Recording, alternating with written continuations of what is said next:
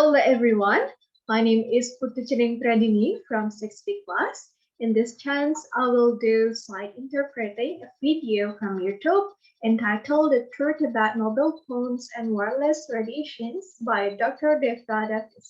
Without any further ado, let's get started.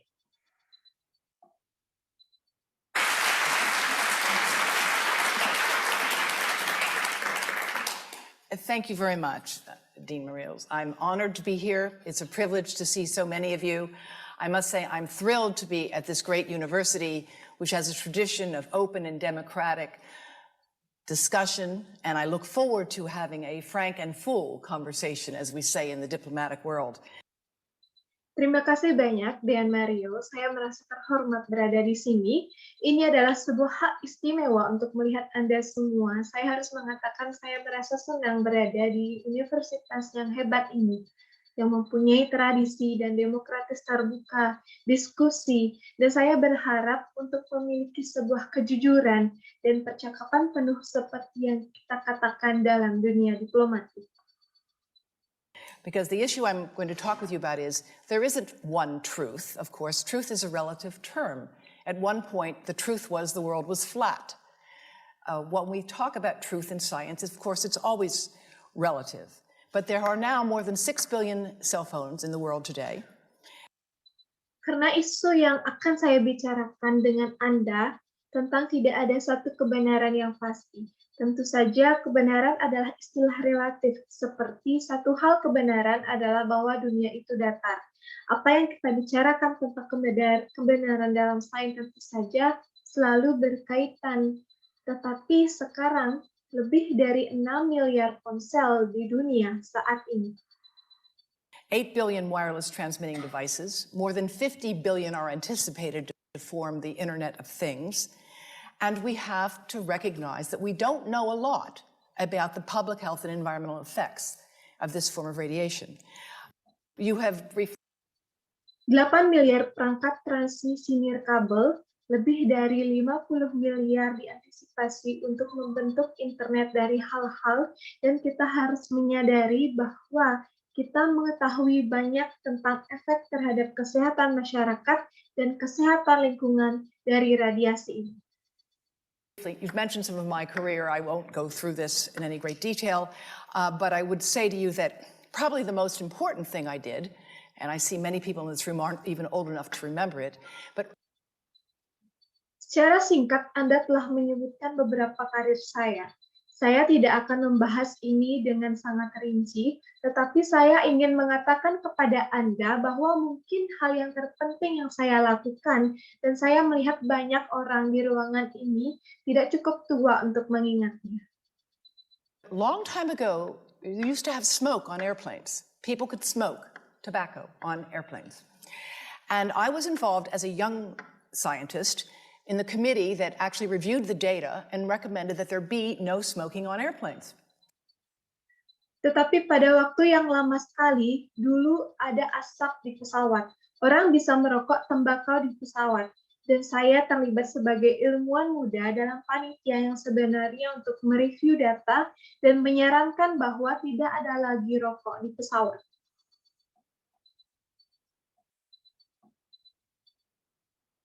You may be shocked to hear that it was even a question for science at the time, but it was.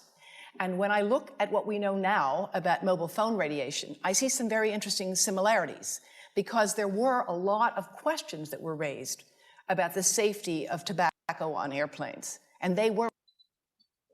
Anda mungkin kaget untuk mendengar itu, bahkan menjadi pertanyaan sains pada saat itu. Namun itu dulu, dan ketika saya melihat apa yang kita ketahui sekarang tentang radiasi ponsel, saya melihat beberapa persamaan yang menarik karena ada banyak pertanyaan yang muncul tentang keamanan tembakau dalam pesawat.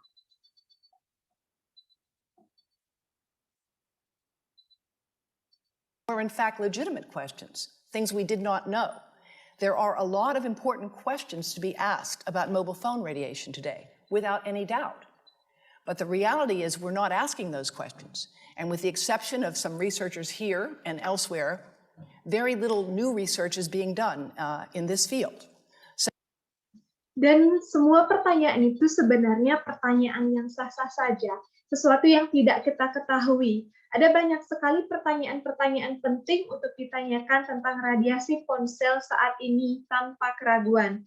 Namun, pada kenyataannya kita tidak menanyakan hal tersebut, dan dengan pengecualian dari beberapa peneliti di sini dan di tempat lain, penelitian kecil baru sedang dilakukan di bidang ini. So it's a thrill to be here because Australia has been a leader in research in the field of electrical engineering and its applications to medicine, doing some of the most exciting work in the world and funded by institutions around the world, including the US Department of Defense. Oleh karena itu, senang berada di sini karena Australia telah menjadi ketua dalam penelitian di bidang teknik elektro dan aplikasinya pada kedokteran, melakukan beberapa pekerjaan paling menarik di dunia dan didanai oleh institusi di seluruh dunia, termasuk Departemen Pertahanan Amerika Serikat. And I've worked at some of the top institutions in the world in science, and so when I first thought there could be something wrong with mobile phones, I actually owned 3 phones at the time. I own 2 now. And everybody has to downsize a bit.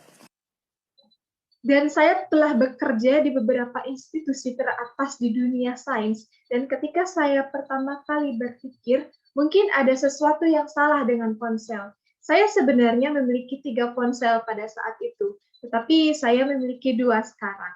Dan ya, setiap orang harus sedikit berhemat.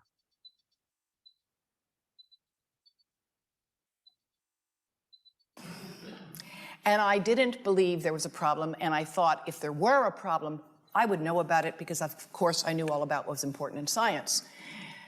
Well, I was wrong. I liked the fact that I could call people or actually send them messages and expect an answer at all hours of the day. Dan saya tidak pernah percaya ada masalah, dan saya berpikir jika ada masalah, saya akan tahu tentang itu. Karena tentu saja yang saya tahu semua tentang itu penting dalam sains. Ternyata saya salah. Saya menyukai fakta bahwa saya bisa memanggil orang atau benar-benar mengirim pesan dan berharap sebuah jawaban setiap saat dalam sehari. And found it kind of fun in the beginning. And when somebody said to me there could be a problem with this with our health, I said, oh, don't be ridiculous.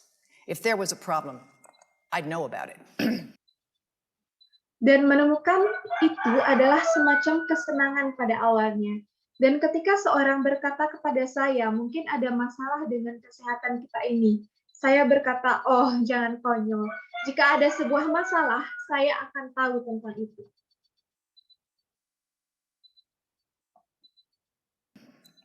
Well, I was wrong. And what I now know is that information is being sent to people routinely to give them safety information. I'm going to ask you to help me out here by looking at how many of you have an iPhone. Now, I assume you didn't all turn them off. Namun saya salah, dan apa yang saya ketahui sekarang adalah informasi itu sedang dikirim ke orang-orang secara rutin untuk memberikan mereka informasi keamanan. Saya akan bertanya kepada Anda untuk membantu saya di sini dengan melihat berapa orang dari Anda yang memiliki iPhone. Sekarang saya ingin Anda semuanya untuk tidak mematikannya. So, for those of you who have an iPhone, would you raise your hand again? I'd like you to share with your colleagues. So please go to the settings on your phone, all right? Please take a moment and nod when you've got there. Jadi bagi Anda yang mempunyai iPhone, apakah Anda tidak keberatan jika mengangkat tangan Anda kembali? Saya ingin Anda berbagi dengan rekan Anda, jadi silakan menuju ke pengaturan di ponsel Anda. Tolong luangkan waktu sejenak dan mengangguk ketika Anda sudah menemukannya.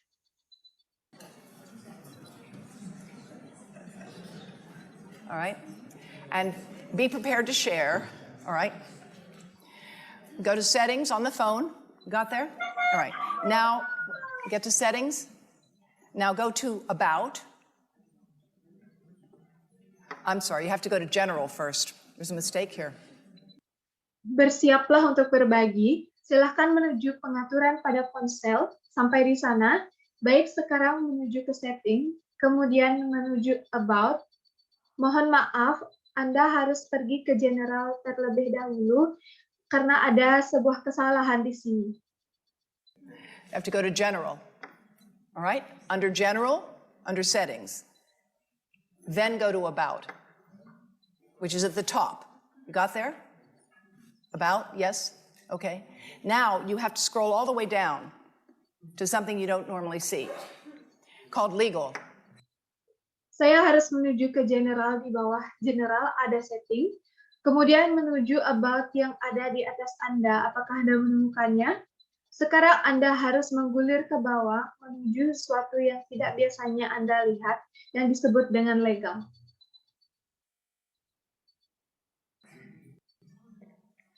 You got to legal? All right.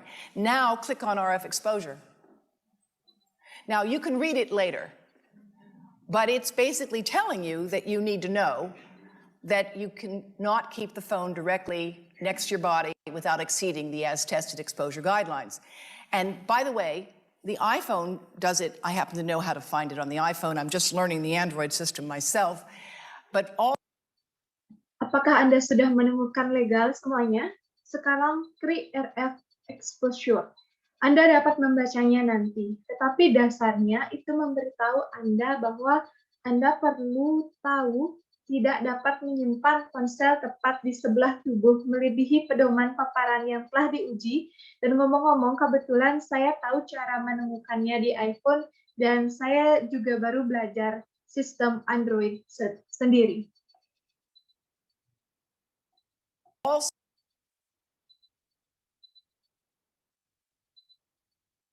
smartphones come with some information that basically says, don't keep the phone in your pocket or you will exceed the as-tested exposure guidelines. Now, how many of you knew that before today? Tetapi semua smartphone hadir dengan beberapa informasi yang pada dasarnya mengatakan jangan menyimpan telepon di saku Anda atau itu akan melebihi pedoman paparan yang telah kami uji. Sekarang berapa banyak dari Anda yang tahu hal itu sebelum hari ini? Well, this is a very well-informed audience relative to others. I want to thank Telstra because they actually are now giving people this information. And by the way, they're one of the first telecom companies in the world to do this. So I actually think it's a good thing. Nah, ini adalah penonton yang sangat terinformasi dengan baik dibandingkan dengan yang lain. Saya ingin berterima kasih kepada Telstra karena mereka sebenarnya yang pada saat ini memberikan informasi semacam ini kepada orang-orang, dan ngomong-ngomong mereka adalah salah satu perusahaan telekomunikasi pertama di dunia yang melakukan ini. Jadi saya pikir ini adalah hal yang sangat bagus. They're sending this message. How many of you have seen it? How many of you have actually looked at what it said? Mereka mengirimkan pesan ini. Berapa banyak dari Anda yang mengetahuinya? Berapa banyak dari kalian yang sebenarnya melihat apa yang dikatakan? Well, here's what it says. This is what it says. And like most of you, I found messages like this annoying, but the reality is Telstra is telling you to use a hands-free device to keep a mobile phone away from the head and body to reduce mobile phone exposure. Ini adalah apa yang mereka katakan, dan seperti kebanyakan dari Anda menemukan pesan seperti ini sangat mengganggu. Namun sebenarnya Telstra sedang memberitahu Anda untuk menggunakan perangkat hands-free untuk menjauhkan ponsel dari kepala dan tubuh untuk mengurangi paparan radiasi ponsel.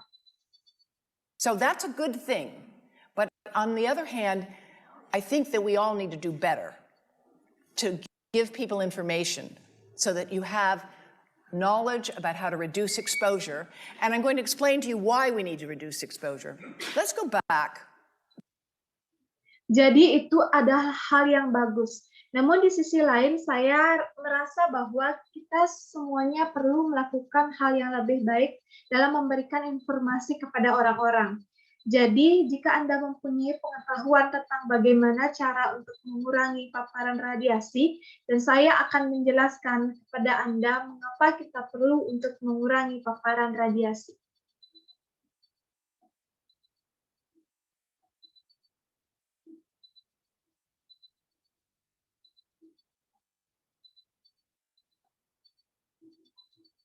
To almost 20 years ago when standards for cell phones were first set up.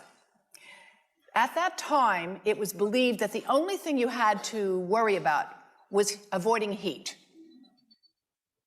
Mari kita kembali ke 20 tahun yang lalu, ketika standar ponsel untuk pertama kali diatur. Pada waktu itu dipercaya bahwa satu-satunya hal yang perlu Anda khawatirkan adalah menghindari panas. That was the only effect you had to be concerned about. And so they employed the head of a very large person, a 220-pound male, who was at the top 98th percentile of military recruits in 1989 in the United States. And they set the standards to avoid heating up that fellow's brain after a 6-minute phone call. Itu adalah satu-satunya efek yang Anda harus perhatikan. Dan jadi mereka memperkerjakan kepala orang yang sangat besar, yaitu laki-laki seberat 220 pon, yang berada di 98 persentil teratas rekrutmen militer pada tahun 1989 di Amerika Serikat. Dan mereka menetapkan standar untuk menghindari pemanasan otak itu setelah panggilan telepon selama 6 menit. Now, there's probably 1 or 2 people in this room with a head that size. But the rest of you, like most of the world, have much smaller heads and relatively smaller bodies. Sekarang mungkin ada 1 atau 2 orang di ruangan ini yang mempunyai kepala dengan ukuran yang seperti itu. Namun sisanya seperti kebanyakan dari kalian dan seperti sebagian orang besar di dunia ini memiliki kepala yang jauh lebih kecil dan tubuh yang relatif lebih kecil. And this standard, which is very much out of date, doesn't take into account the fact that people the size of these 2 bright young people here in the front row are using these devices today with no thought that maybe they're getting exposed to levels of radiation that have not been evaluated for their safety in young developing brains.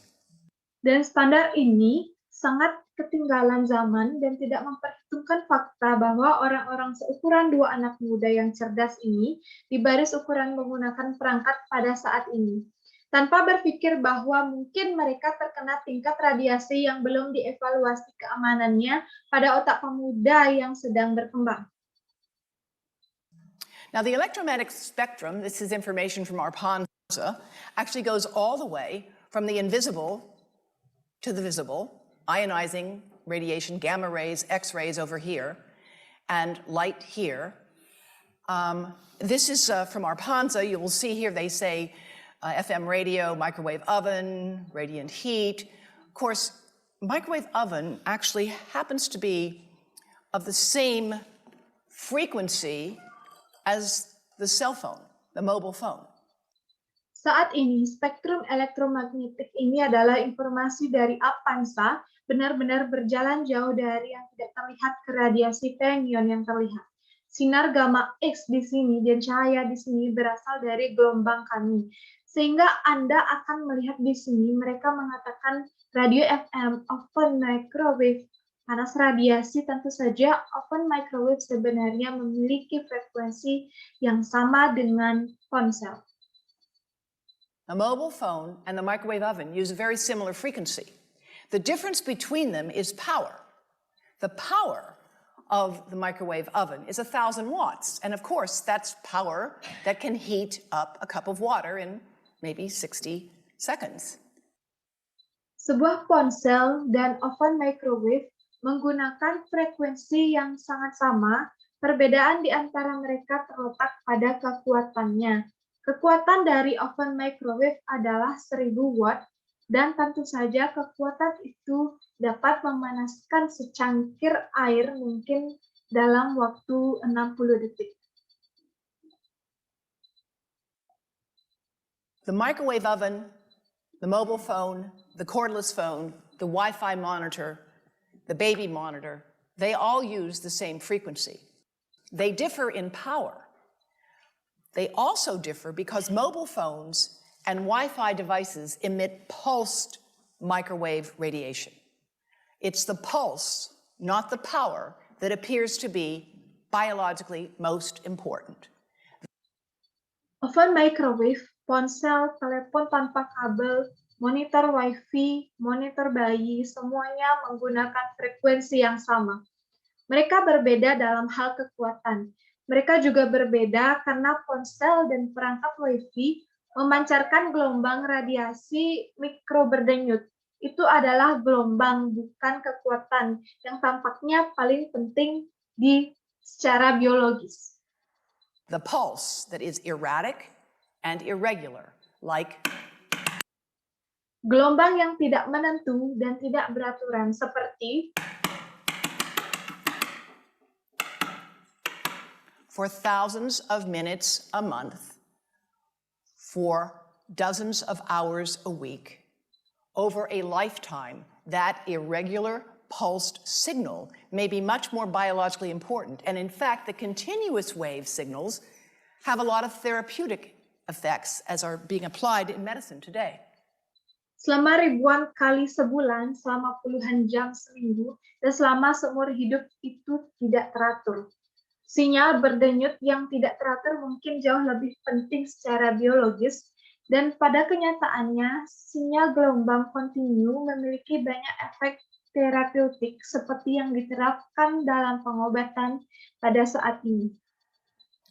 This visualization from my colleague at the University of Athens shows you the variation in frequency, in amplitude, in pulse. All of these variables influence the properties a signal have and how it can affect a biological system. Visualisasi ini dari rekan kerja saya di Universitas Athens yang memperlihatkan kepada Anda variasi frekuensi pada amplitude dan gelombang. Semua variabel ini mempengaruhi sifat-sifat yang dimiliki oleh sinyal dan bagaimana itu akan mempengaruhi sistem biologis. This is just to show you what happens in a 4-second mobile phone call. This is power density indicated here.